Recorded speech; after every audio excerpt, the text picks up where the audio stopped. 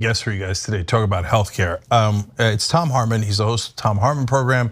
That's on Sirius XM. It's on radio stations across the country. It's on Free Speech TV. But he's also a New York Times bestselling author, and his new book is called The Hidden History of American Healthcare.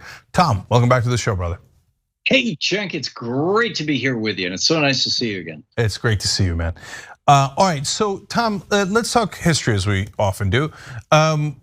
Most of the developed nations have single-payer health care, so what that means is public health insurance, right? Now, some go beyond that, the UK does, et cetera, but we don't. Why did we diverge from everyone else? How did that happen?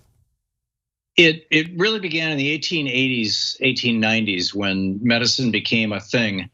And there was this guy named Frederick Ludwig Hoffmann who came over here from Germany, and he was a young man. He was 17, in fact, when he came over, and was a numbers genius.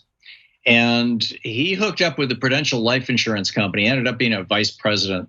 And he was the guy who figured out that there was an association, a statistical association between working in a cotton mill and having lung problems, asbestos and mesothelioma, smoking and lung cancer. He published on that in the 1910s, in the 1890s and 1910s, and diet and cancer. In fact, his book on the association between a high processed food diet and cancer is still in print. And he's been dead since 1946, but his book is still around. So he's really smart in these things. And so he married this Southern belle from Georgia who was from a racist plantation family. And so he ran the numbers on black people and found that black people were dying, dropping like flies, more likely to be sick, more likely to die of pretty much everything.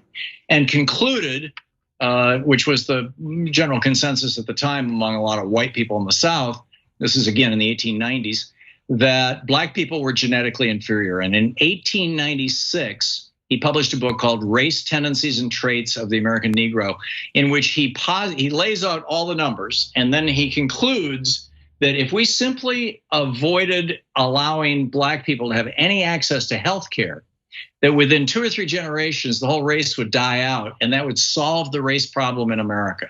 Now, it sounds kind of crazy when I just lay it out like that right now, but this led to a whole bunch of things. By the 1920s, this was referred to as scientific racism. He was testifying about it before Congress. When Teddy Roosevelt, 1912, proposed a national healthcare system, people said no because black people will get it. When Franklin Roosevelt proposed a national healthcare system, it was the same thing. We don't want black people to get it.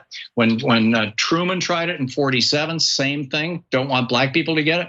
Right up until 1965, Senator Stennis, the Dixiecrats in the South, was quoting Hoffman, who was by then dead, but is still very famous in this field, as saying this. We have to figure out a way to keep black people from using Medicare. This is when they were passing Medicare.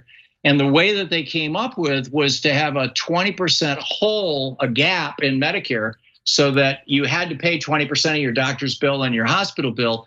And that would discourage poor black people from showing up at the hospitals.